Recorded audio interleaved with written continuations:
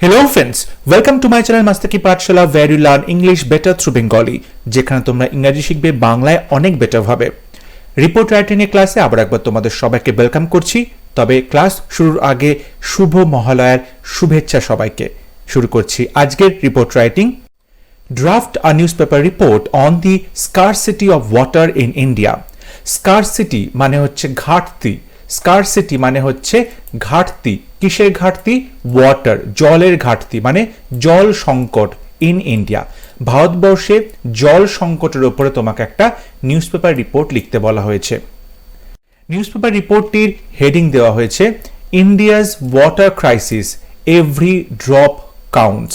বলা হচ্ছে ভারতবর্ষের জল সংকট, ক্রাইসিস মানে হচ্ছে সংকট, ওয়াটার ক্রাইসিস জল সংকট, এভরি ড্রপ কাউন্টস, প্রত্যেকটা জলের ফোঁটা কিন্তু কাউন্টেড হয়, মানে প্রত্যেকটা জলের ফোঁটাকে তুমি কিন্তু গুরুত্ব দিচ্ছ। এভরি ড্রপ কাউন্টস লেখা হয়েছে বাই আ স্পেশাল করেসপন্ডেন্ট। দেখো এই রিপোর্টটা যেহেতু কোনো পার্টিকুলার ডেটে বা কোনো পার্টিকুলার ঘটনার ওপরে বেস করে লেখা হয়নি, তাই জন্য এখানে কোনো ডেট দেওয়া হয়নি বা কোনো প্লেস দেওয়া হয়নি। রিপোর্টটা জেনারেল ওয়েতে লেখা হয়েছে পুরো ইন্ডিয়া সিচুয়েশনের ওপরে, সুতরাং এখানে কোনো ডেট বা কোনো প্লেস লেখা হয়নি। According to Niti Aayog report released in June 2018, India is facing the worst ever water crisis in history. নীতি আয়োগের যে সংস্থা, সে নীতি আয়োগ তারা একটি রিপোর্ট পেশ করেছে। রিপোর্টটি পেশ করা হয়েছিল 2018 জুন মাসে। সেই রিপোর্টে বলা হয়েছিল India is facing the worst ever water crisis in history. ইন্ডিয়ার ইতিহাসে, ভারতবর্ষের ইতিহাসে এখনো পর্যন্ত এরকম ভাবে বাজে রকম ওয়ার্স্ট এভার, এখনো পর্যন্ত সবচেয়ে বাজে জল সংকট দেখা দিচ্ছে ইন্ডিয়াতে। Approximately 45% of the Indian population is facing high to severe water stress. বলা হচ্ছে 45%, প্রায় মানে অ্যাপ্রক্সিমেটলি মানে প্রায় 45% অফ ইন্ডিয়ান পপুলেশন, ভারতবর্ষের যে জনসংখ্যা তার 45%, মানে 100 জনের মধ্যে 45 জন মানুষ কিন্তু ইজ ফেসিং, তারা সমস্যার সম্মুখীন হচ্ছে। কি সমস্যা?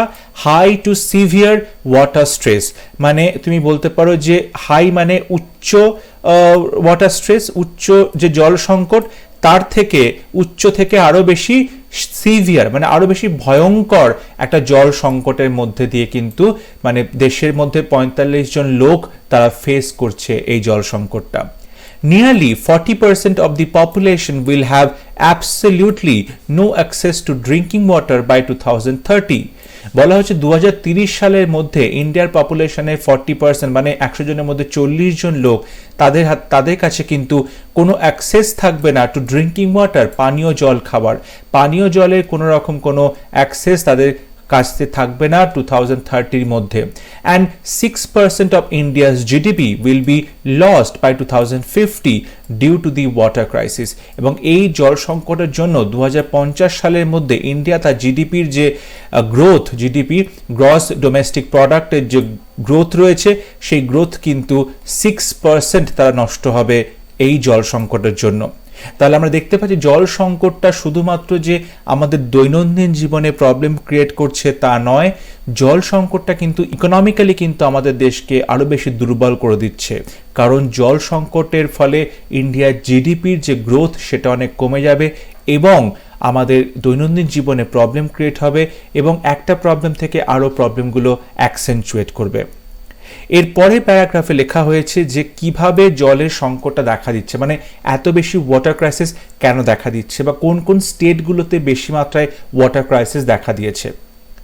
More than 90% of ground water in India is used for irrigated agriculture. বলা হচ্ছে more than 90% of ground water, এই যে গ্রাউন্ড ওয়াটার মানে মাটির তলার যে জল রয়েছে, গ্রাউন্ড ওয়াটার মাটির তলার যে জল রয়েছে তার 90% কিন্তু আমরা ইন্ডিয়াতে ব্যবহার করি ইরিগেটেড এগ্রিকালচার, মানে জলসেচ করে যে কৃষি চাষ করা হচ্ছে, ইরিগেশন জলসেচ করে, ওকে, ইরিগেটেড এগ্রিকালচার জলসেচের মাধ্যমে যে এগ্রিকালচার বা চাষবাস করা হয় তাতে 90% জল ইউজ করা হয় এবং সেই জলটা কিন্তু মাটির তলা থেকে আসছে। সো মাটির তলা 90% জল আমরা চাষের কাজে, জলসেচের কাজে ব্যবহার করা হচ্ছে। India's major crops such as rice, wheat and sugarcane are the most water consuming crops. মজার কথা হলো ভারতবর্ষের যে মেজর যে চাষগুলো হয় সব থেকে ব্যাপক অর্থে যে শস্যগুলো চাষ হয় যেমন চাল, হুইট মানে গম অ্যান্ড সুগারকেন আখ, অদ্ভুত ব্যাপার এই তিনটে ফসলই কিন্তু মোস্ট ওয়াটার কনজিউমিং ক্রপস, সব থেকে বেশি মাত্রায় জল দরকার হয় এই ফসলগুলোর চাষের ক্ষেত্রে। So, over exploitation of groundwater for the cultivation of these crops is the biggest reason for the water crisis. সেই জন্য ওভার এক্সপ্লয়টেশন মানে জলের মাটির তলার যে জলস্তর সেখান থেকে খুব বেশি মাত্রায় কিন্তু জল বের করা হচ্ছে জলসেচের জন্য এই ফসলগুলো চাষের জন্য, এবং সেটা হচ্ছে biggest reason for the water crisis. এবং এটা এই জল সংকটের মানে অন্যতম বড় কারণ হচ্ছে সেটাই যে চাষবাসের জন্য যে পরিমাণ জল নেওয়া হচ্ছে মাটির তলা থেকে আন্ডারগ্রাউন্ড লেভেল থেকে সেটা কিন্তু খুব ভয়ঙ্কর। আমরা দেখতে পাচ্ছি যে ইন্ডিয়াতে যে পরিমাণ ফসল উৎপাদন হয় তার থেকে চায়নাতে অনেক বেশি ফসল উৎপাদন হয়, জাপানে অনেক বেশি ফসল উৎপাদন হয়, কিন্তু সেখানে যে জলটা ব্যবহার করা হয় ইরিগেশনের জন্য, জল সেচের জন্য মাটির তলার জল, সেটা কিন্তু অনেক বেশি বুদ্ধিমত্তার সাথে ব্যবহার করা হয়, অনেক বেশি জুডিশিয়াস তার ব্যবহার হয়, তার ফলে জলের অপচয় হয় না। কিন্তু ইন্ডিয়াতে কম ফসলের জন্য বেশি পরিমাণ জল ইউজ করা হয়, জলের অপচয় বা জল নষ্টটা অনেক বেশি হয়। Moreover, due to accumulation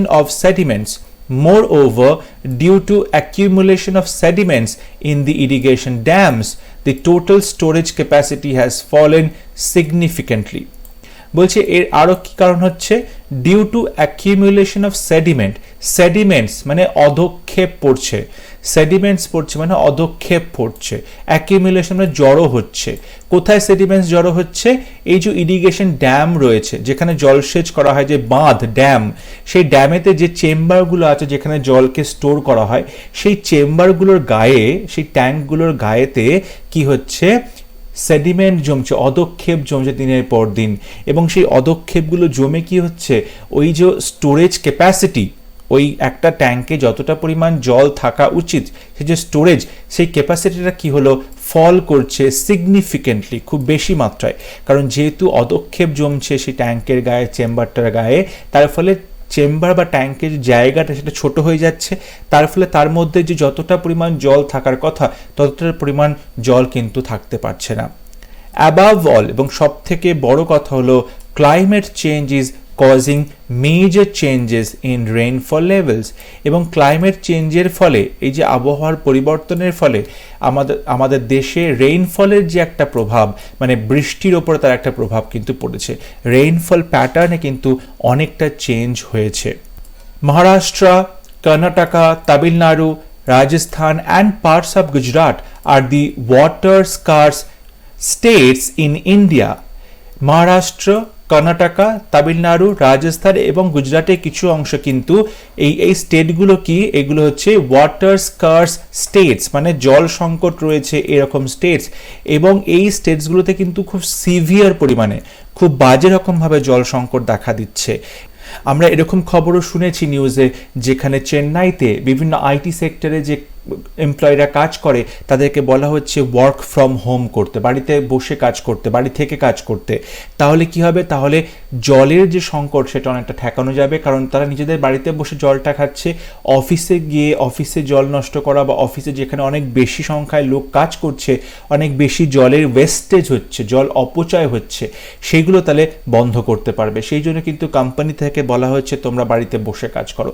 জলের সংকটটা খুব বেশি মাত্রায় বেড়ে গেছে, এবং মাটির নিচে আন্ডারগ্রাউন্ড ওয়াটার লেভেলটা নিচে নেমে যাওয়ার ফলে যখন হ্যান্ড পাম্পে জল তোলা হচ্ছে কিছু জায়গাতে, সেখানে কিন্তু জলের বদলে নোংরা উঠে আসছে, জলের বদলে কাদা জল উঠে আসছে, কারণ সেখানে নিচে জলের স্তরটা এতটা নেমে গেছে মাটির তলায় যে ড্রিঙ্কিং ওয়াটার, পরিষ্কার পিউরিফাইড ওয়াটার কিন্তু পাওয়া যাচ্ছে না। এই ওয়াটার ক্রাইসিসকে ঠেকানোর জন্য সেন্ট্রাল গভর্নমেন্ট বা বিভিন্ন স্টেট গভর্নমেন্ট কি কি তারা পদক্ষেপ গ্রহণ করছে সেটা পরের প্যারাগ্রাফে লেখা হয়েছে। Central government has taken various measures to face the challenge of water scarcity. অবশ্যই কেন্দ্র সরকার বিভিন্ন মেজার্স নিয়েছে, পদক্ষেপ গ্রহণ করেছে to face the challenge of water scarcity. এই জল সংকটের যে প্রভাবটা, সেই প্রভাবটা কমানোর জন্য, এই চ্যালেঞ্জটাকে কি করে মোকাবিলা করা যায় তার জন্য প্রচুর পদক্ষেপ গ্রহণ করেছেন central government. Ministry of Jal Shakti has been set up in 2019 for water management. Water management-এর জন্য, ওয়াটার ম্যানেজমেন্টটাকে সামগ্রিকভাবে দেখার জন্য ভারত সরকার মিনিস্ট্রি অফ জল শক্তি, এই একটা নতুন একটা মিনিস্ট্রি তারা তৈরি করেছে 2019 সালে, যে মিনিস্ট্রিটা ওয়াটার ম্যানেজমেন্টের পুরো বিষয়টাকে তারা দেখাশোনা করবে। Jal Shakti Abhiyan Catch the Rain campaign has been implemented during this year's pre-monsoon and monsoon season. বলা হচ্ছে এখন যে এই প্রি মনসুন মানে বৃষ্টিটা হবে তার আগে এবং বৃষ্টির পরে, মানে মোটামুটি মার্চ থেকে নভেম্বর পর্যন্ত এই সময়টাতে নতুন করে একটি ক্যাম্পেইন চালু করা হয়েছে যার নাম হচ্ছে জল শক্তি অভিযান ক্যাচ দ্য রেইন, মানে বৃষ্টির জলকে ধরার কথা বলা হচ্ছে। এতে কি করা হবে? Monsoon period in the country. This campaign is intended to create rainwater harvesting structures to ensure storage of rainwater. এই যে ক্যাম্পেইনটা জল শক্তি, এই ক্যাম্পেইনটাতে কি করা হবে বলা হচ্ছে রেইন ওয়াটার হারভেস্টিং স্ট্রাকচার, যাতে বৃষ্টির জল ধরে রাখা যায়, বৃষ্টির জলকে হারভেস্ট করা যায়, তেমন স্ট্রাকচার তৈরি করতে হবে প্রত্যেকটা রাজ্যে, প্রত্যেকটা বাড়িতে, to ensure storage of rain water, যাতে বৃষ্টির সময় সেই বৃষ্টির জলটাকে ধরে রাখা যায় এবং তাকে বিভিন্ন কাজে ব্যবহার করা যায় পরবর্তীকালে। Jal Jeevan mission has been announced to supply water to all urban and rural household through functional taps by 2024। এবং নতুন আরেকটি যে মিশন জল জীবন মিশন, সেখানে বলা হচ্ছে যে ওয়াটার সাপ্লাই দেওয়া হবে, মানে জলের সরবরাহ করা হবে, জল সাপ্লাই করা হবে সমস্ত আরবান অ্যান্ড রুরাল হাউসহোল্ডে, সমস্ত যে শহুরে এবং গ্রাম্য যে হাউসহোল্ডসরা রয়েছে, বাড়ি রয়েছে, প্রত্যেকটি পরিবার, তাদেরকে জল দেওয়া হবে কিসের মাধ্যমে?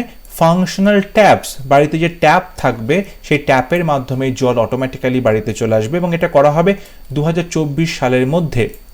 Different state governments have also taken initiatives to reduce the water scarcity. এবং শুধুমাত্র সেন্ট্রাল গভর্নমেন্ট নয়, বিভিন্ন স্টেট গভর্নমেন্টস, রাজ্য সরকারও কিন্তু বিভিন্ন পদক্ষেপ নিয়েছে এই জলের সংকট কমাবার জন্য। সাচ অ্যাজ, যেমন কি কোন কোন রাজ্য সরকারের কথা বলা হচ্ছে? রাজস্থানস মুখ্যমন্ত্রী জল স্বাবলম্বন অভিযান, এই প্রোগ্রাম করা হয়েছে রাজস্থানে, যেখানে মুখ্যমন্ত্রী জল স্বাবলম্বন অভিযান করা হচ্ছে। মহারাষ্ট্রস জলযুক্ত শিভার অভিযান, পাঞ্জাবস পানি বাঁচাও পয়সে কামাও এটসেট্রা। প্রত্যেকটি স্টেট গভর্নমেন্ট, এখানে সমস্ত স্টেট গভর্নমেন্ট ইনিশিয়েটিভ দেওয়া সম্ভব নয়, তাই দেওয়া হয়নি, কিন্তু মেইন যে রিজন মানে ইম্পর্টেন্ট যে ইনিশিয়েটিভগুলো রয়েছে রাজ্য সরকারের তরফ থেকে সেগুলো দেওয়া হয়েছে। যেমন রাজস্থান দেওয়া হয়েছে, মহারাষ্ট্র দেওয়া হয়েছে, পাঞ্জাব দেওয়া হয়েছে। The government needs to holistically handle the supply and the demand side of water management. অবশ্যই জল ম্যানেজমেন্টের যে সাপ্লাই দিকটা আছে, কোথা থেকে জলের সাপ্লাই হচ্ছে এবং কিভাবে সেই জলের সাপ্লাইটাকে কাজে লাগানো হচ্ছে, এই যে সাপ্লাই এবং ডিমান্ড, এই ব্যাপারটা কিন্তু খুব ভালো করে পরিষ্কারভাবে গভর্নমেন্টকে বিষয়টা হ্যান্ডেল করতে হবে, হোলিস্টিক্যালি, পুরোপুরিভাবে সমস্ত দিক বিচার বিবেচনা করেই কিন্তু এই ডিসিশনটা নিতে হবে স্টেট গভর্নমেন্টকে। And everybody in the society needs to come together to tackle the water crisis in the country. এবং সবথেকে যেটা বড় কথা, আমাদের সমাজে প্রত্যেকটা মানুষকে, এভরিবাডি ইন দ্য সোসাইটি, আমাদের সমাজের প্রত্যেকটা মানুষকে কিন্তু এগিয়ে আসতে হবে এই জল সংকটকে মোকাবিলা করার জন্য একসাথে। আই হোপ আজকে ক্লাস তোমাদের ভালো লেগেছে। প্রত্যেকটা জায়গা, এই ওয়াটার স্কারসিটি বা ওয়াটার সংকটের যে প্রত্যেকটা জায়গা, সেটা তোমরা বুঝতে পেরেছো। ওয়াটার সংকটটা আসলে কি, ওয়াটার ক্রাইসিসটা কেন হচ্ছে, কীভাবে তার সলিউশন করা যেতে পারে, এই প্রত্যেকটা বিষয় কিন্তু ডিফারেন্ট প্যারাগ্রাফে লেখানো হয়েছে। তোমাদের বুঝতে কোথাও অসুবিধা হলে অবশ্যই তোমরা আমাকে কমেন্টে লিখে জানাবে। যদি ভিডিও ভালো লেগে থাকে অবশ্যই ভিডিওটি লাইক করবে, শেয়ার করবে, and don't forget to subscribe to my channel. পরবর্তী ক্লাস নিয়ে খুব শীঘ্র দেখা হবে। ততক্ষণ সবাই ভালো থাকবে, সুস্থ থাকবে। Thank you.